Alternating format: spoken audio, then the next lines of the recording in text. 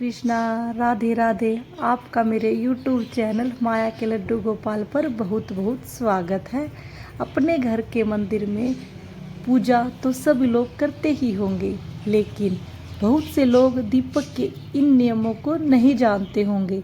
दीपक को आप भगवान का नाम लेकर जलाते हैं, कहीं वो दीपक गलत संकेत तो नहीं दे रहा है? आपके दीपक की बाती पूरी जल जाती है या फिर उसमें घी और आदि बाती बच जाती है? और कहीं आपके दीपक की बाती पर फूल तो नहीं बनता है? और दीपक की बाती पर फूल बन जाने का क्या मतलब होता है? तो क्या आप जानते हैं दीपक की बाती का फूल बन जाना और बच जाना क्या संकेत देता है? कहीं आपके जीवन की परेशानियों की वजह आपके द्वारा जलाए गए दीपक से तो नहीं जुड़ी हुई है? आप पहले से जले दीपक में तो बाती नहीं जलाते हैं? और क्या आप बार बार एक ही दीपक में बाती तो नहीं जलाते हैं? अगर आप भी ये गलतियां करते हैं तो आपको ये जानकर हैरानी होगी कि मंदिर में दीपक जलाते समय ये गलतियां कर दी तो इसके परिणाम तो आपको भुगतने ही होंगे। दीपक की बाती का पूरा जल जाना भी अलग अलग संकेत देता है, जो हमारे लिए जानना बहुत ज़रूरी है। तो इन्हीं सब बातों को जानने के लिए वीडियो को पूरा देखें। आपका फिर से मेरे चैनल पर बहुत बहुत स्वागत है।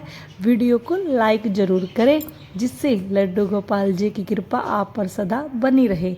तो दोस्तों, आइए जानते हैं दीपक के रहस्यों और संकेत के बारे में।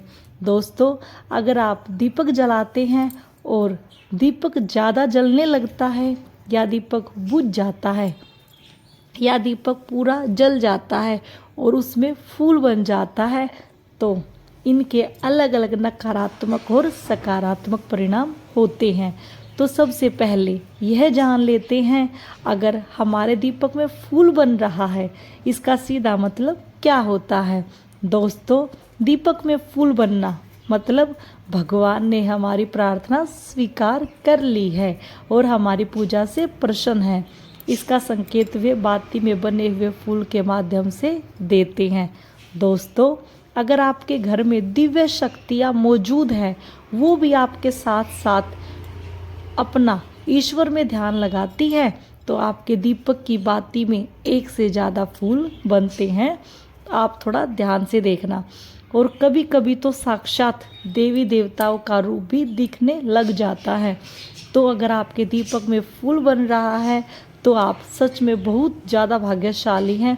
और इसी के साथ दीपक को जलाने के लिए कुछ खास नियम भी आपको पता होने चाहिए।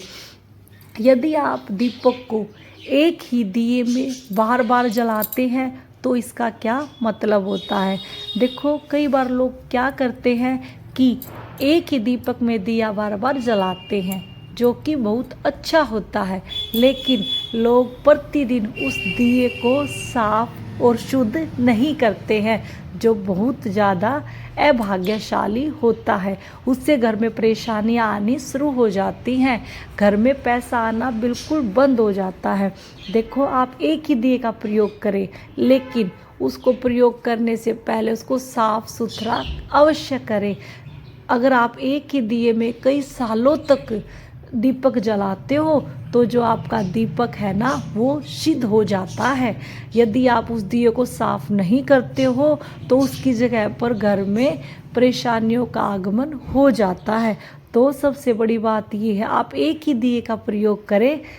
अगर आप 10 साल, 5 साल, 15 साल ऐसे यूज करते हैं उसका, तो आपके लिए बहुत ज़्यादा भाग्यशाली होता है, लक्ष्मी का आगमन होता है।